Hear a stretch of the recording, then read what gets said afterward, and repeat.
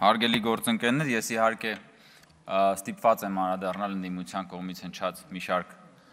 դիտարկումների եւ մեղադրանքների եւ ուզում եմ սկսել պարոն Օհանյանի այն հարցադրումից, թե արդյոք ռազմաքաղաքական ղեկավարությունից այսպես հարցաքննություններ, քրեական գործեր եղել են վերաբերող ուրեմն ռազմաքաղաքական ղեկավարությանը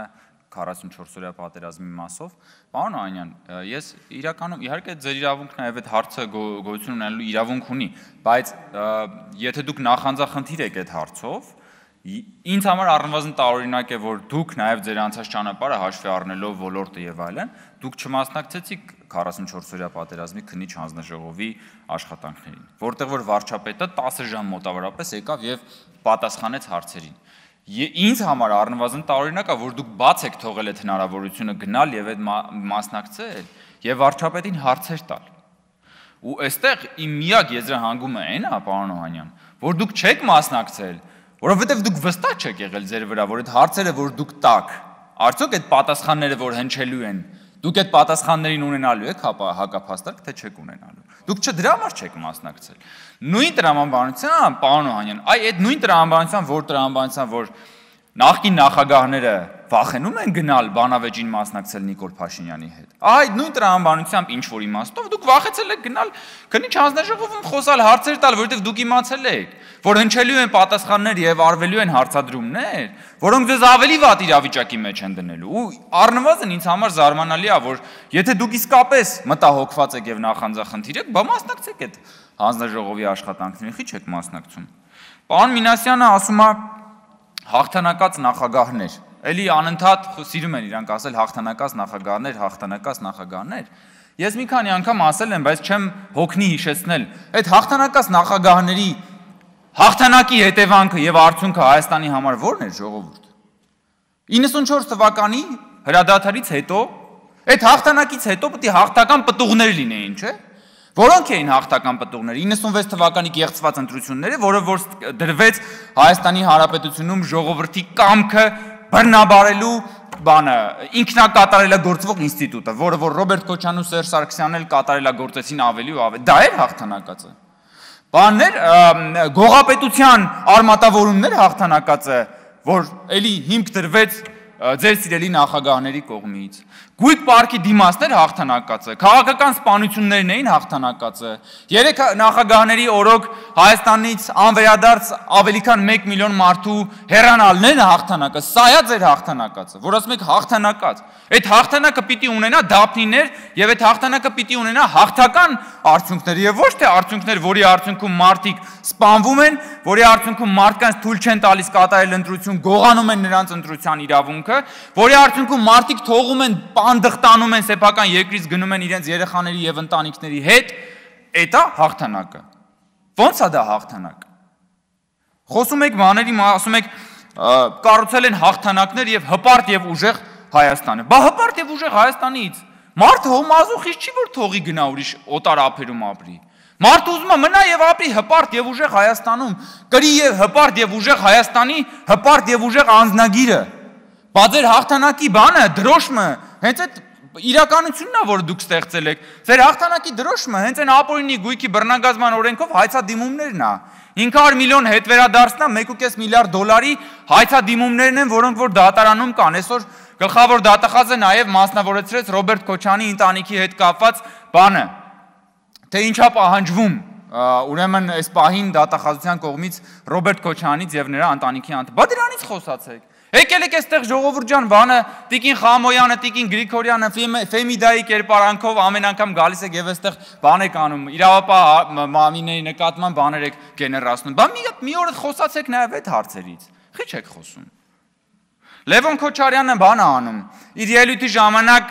խոսելով ոստիկանական գործողությունների մասին մեջբերում է հղում է անում պետդեպի զեկույցին։ Այսինքն կարևորում է պետդեպի զեկույցը, լեգիտիմացնում է իր համար պետդեպի զեկույցը շատ լեգիտիմ փաստարկ է։ Շատ լավ, պարոն Քոչարյան։ Բախի չեք խոսում, որ նույն պետդեպի զեկույցով ձեր հայրիկը Ռոբերտ Քոչարյանը պատրաստվում էր բան անել, մեղրին տալ Ղարաբաղի դիմաց։ Բա երբ որ պետդեպի զեկույցը, պետդեպի փաստաթղթերը այդ մասով դուրս եկան, Ձեր խմբակցությունում իրար հերթ չտալով հերքում եք, ասում եք ինչ պետք դեպի, ինչ բան, ոչ մի նման բան չկա, դա բան չի, լեգիտիմ փաստարկ չի, պարոն Արծվիկ Մինասյանն էր երևի նաև այստեղ իր ոճի ելույթներ ունենում, ասում էր, հե ինչ կա, որ ինչ որ դիվանագետներ են, էլի ժամանակին խոսել են, հիմա այդ գաղտնազերծված պետք դեպի թղթերին խեք ուշադրություն դարձնում, բայց երբ որ ձեզ ա վերաբերում, պետք դեպի թղթերը դառնում են լեգիտիմ։ Երբ որ ձեզ վերաբերվում է այն մասին, որ պատրաստվում էիք մեղրին տալ Ղարաբաղի դիմաց, այդ ժամանակ պետք դեպի թղթերը, պետք դեպի ուրեմն գաղտնազերծված փաստաթղթերն ու բաները արդեն դառնում են ապալեգիտիմ, բայց ո՞նց է լինում, հարգելի գործընկերներ։ Պարոն Մինասյանը ասում է, բանը ուրեմն նոր մեղադրանք է գեներացրել մեր ընդդիմությունը։ Ասում էին դուք մեզանից խլում եք Արարատը, դուք մեզանից խլում եք սա, հիմա էլ ասում է դուք մեզանից խլում եք տոները։ Դուք մեզանից ասում եք խլում եք տոները։ Բայց տոների ժամանակ, այդ տոները ձեր համար ժողովուրդ ընդամենը եղել են կենաց։ Այդ տոները ձեր համար եղել են կենաց, դուք տոնի օրերին գնացել եք կենաց եք ասել, ճամարտակել եք, sense ճոռոմա բանել եք, պերճախոսության պես ձև բաները, դիֆերամբներ եք ձոնել, հետո գնացել եք սկսել եք իրար մեջ անել։ Սկսել եք իրար մեջ արդեն պետությունը, գույք պարտքի դիմացը, բանը, քվոտաներով մեկը մյուսին, բանը, ատկատները եւ այլն, էս ա եղել ձեր իշխանությունը։ Ու դա որպեսի ծխածածկույթ ապահովեք դրա համար, այո, տոների ժամանակ տես բան ա եղել, sense հերոստատությունը միացնում էր բանը, պաթոսը sense ցփնում էր։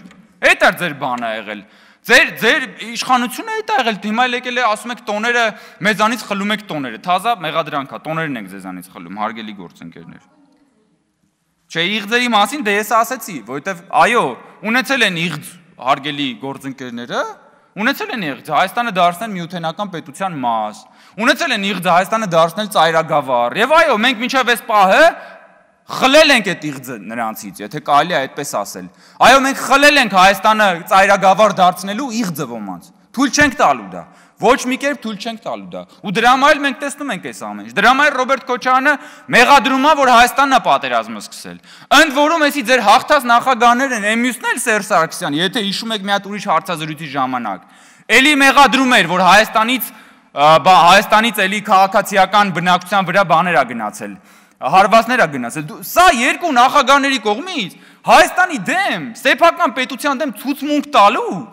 մի այլանդակ դրսևորում է ժողովուրդ, դուք եկել եք հələ խոսում եք բաների մասին, սուտ մատնություն է սա, այո։ Սա սեփական պետության դեմ սուտ մատնություն է, հիմա ինչ եք եկել բաներ եք խոսում ստեղ, փորձում եք մարդկանց բան անել, էմոցիաներով sense ինչ որ հիպնոզացնել, հա։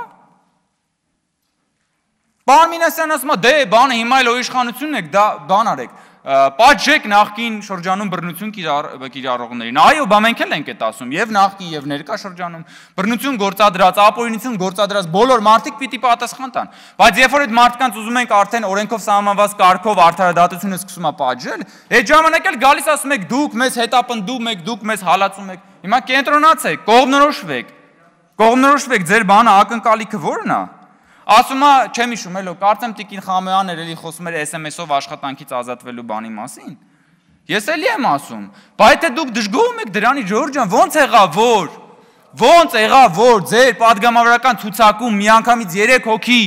մանդատից հրաժարվեց, որ Ռոբերտ Քոչարյանի որդին դառնա պատգամավոր, ոնց։ Դա ժողովրդավարության ոտնատակ ասպատակություն է ժողովրդավարության հանդեպ եւ պարլամենտարիզմի հանդեպ, այդ ոնց եղավ։ Այդտեղ SMS չի եղել, այդտեղ մեծ ունքի շարժում է եղել եւ վերջ։ Եկել եք ինչ եք խոսում SMS, լի մեկ բացատրություն տվեք, ոնց է եղել, որ Ռոբերտ Քոչարյանի որդին, որպեսզի դառնա պատգամավոր, միանգամից 3 հոգի մանդատից հրաժարվում են։ Ոնց։ Դուք հաշվետվություն ներկայացրել եք ձեր ընտրողներին, որ գնացել եք այդ ցուցակով ընտրության եք մասնակցել եւ բան եք արել։ Բանն ասում է, Արծվիկ Մինասյանը Օրվելից է բերում,